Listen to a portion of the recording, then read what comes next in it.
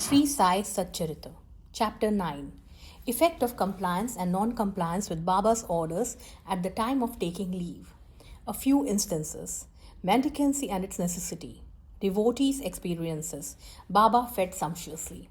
At the end of the last chapter, it was briefly stated that the bhaks who obeyed Baba's orders at the time of taking leave fared well, and those who disobeyed them suffered many a mishap. This statement will be amplified and illustrated with a few striking instances and by other matters dealt with in this chapter. Characteristic of Shirdi pilgrimage. One special peculiarity of Shirdi pilgrimage was that none could leave Shirdi without Baba's permission, and if he did, he invited troubles. But if anyone was asked to quit Shirdi, he could stay there no longer. Baba gave certain suggestions or hints when devotees went to bid goodbye and take leave. These suggestions had to be followed. If they were not followed or were departed from, accidents were sure to befall them. We give below a few instances. Tatya Kote Patil.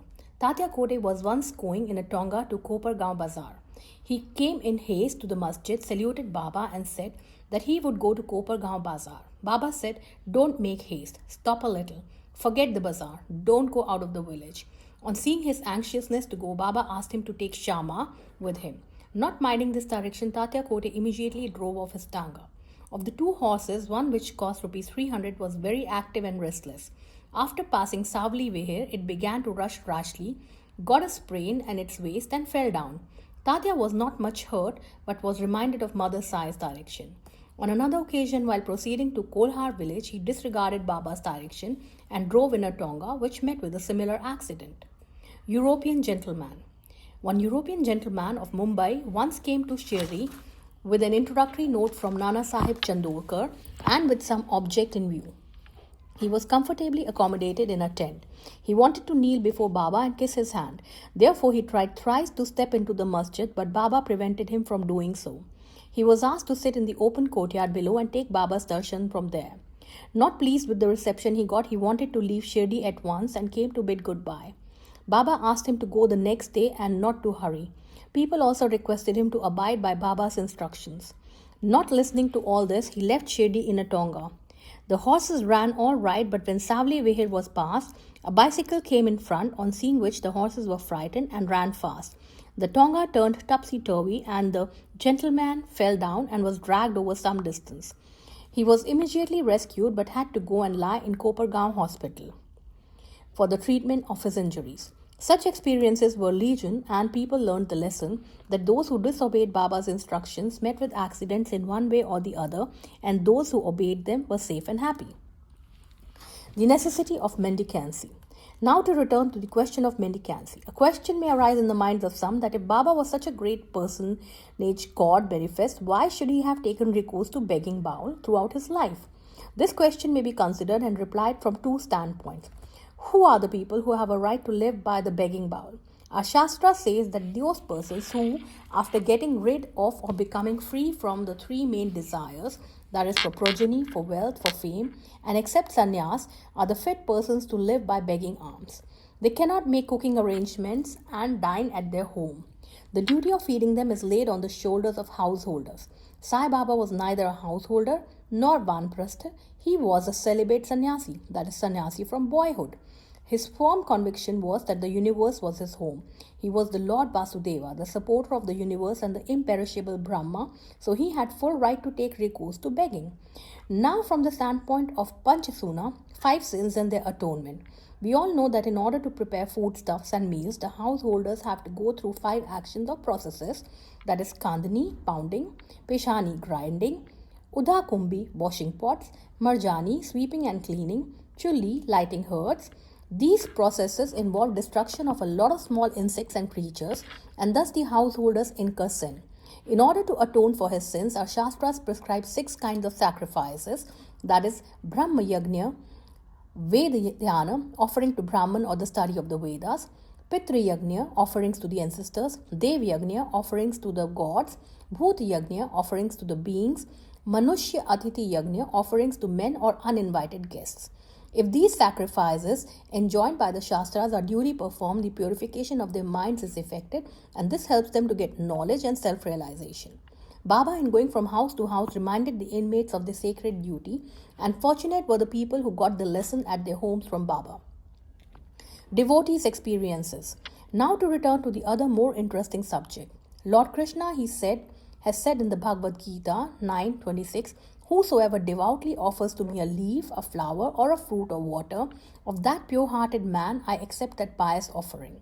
In the case of Sai Baba, if a devotee intended really to offer anything to Sai Baba, and if he afterwards forgot to offer the same, Baba reminded him or his friend about the offering and made him bring it to him and then accepted it and blessed the devotee. A few instances are given below. Tarkhar family, father and son.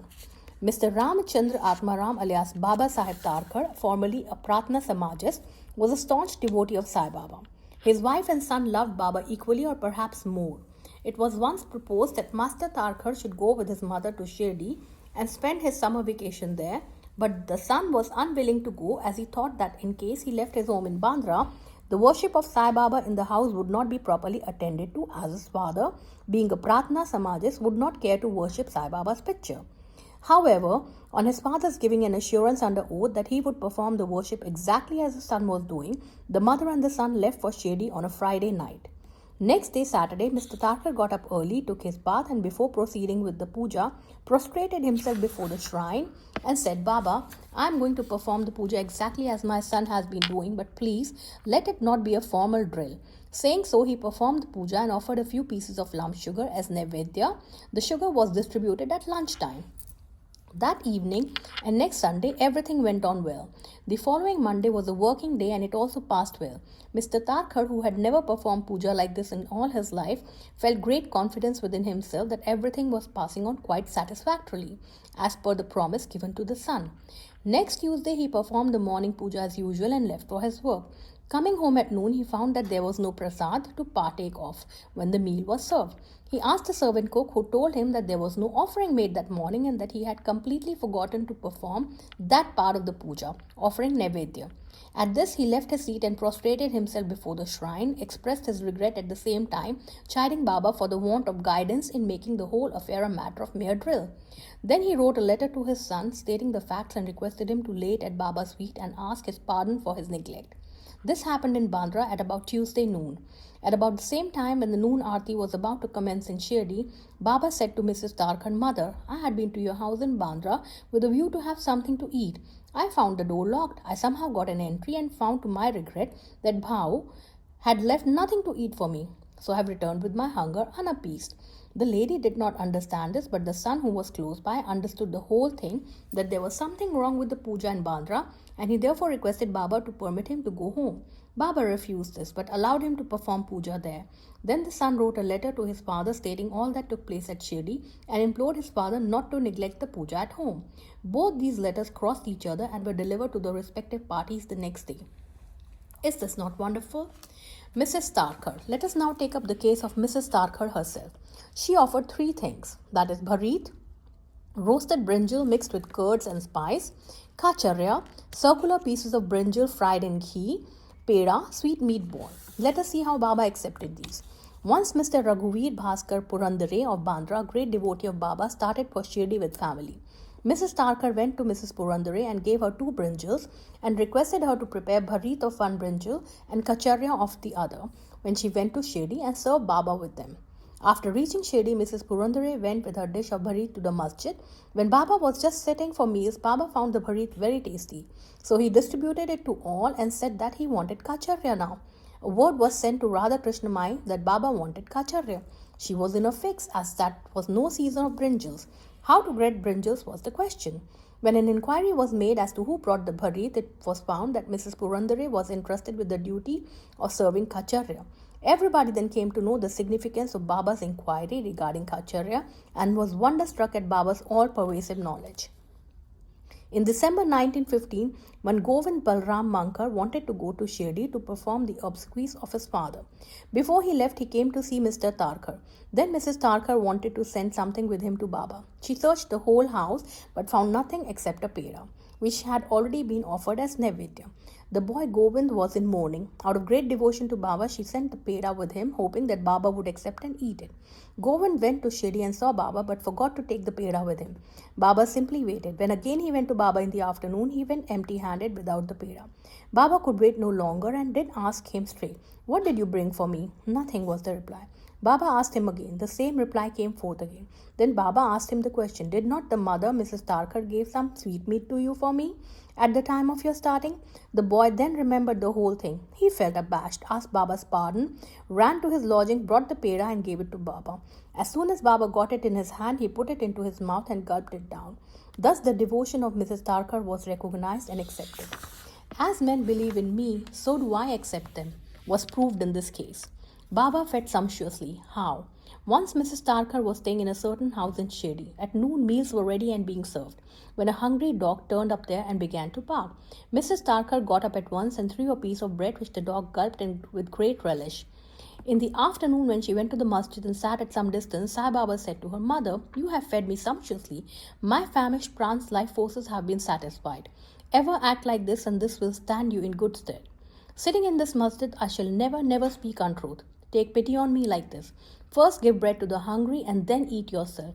Note this well. She could not understand at first the meaning of what Baba said, so she replied, Baba, how could I feed you? I am myself dependent on others and take my food from them on payment. Then Baba replied, eating that lovely bread, I am heartily contented and I am still belching. The dog which you saw before meals and to which you gave the piece of bread is one with me. So also other creatures, cats, pigs, flies, cows, etc., are one with me. I am roaming in their forms. He who sees me in all these creatures is my beloved.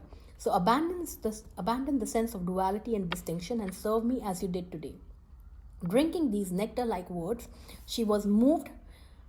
Her eyes were brimmed with tears, her throat was choked, and her joy knew no bounds.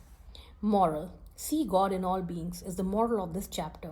The Upanishads, the Gita, and the Bhagavad all exhort us to perceive God or divinity in all the creatures.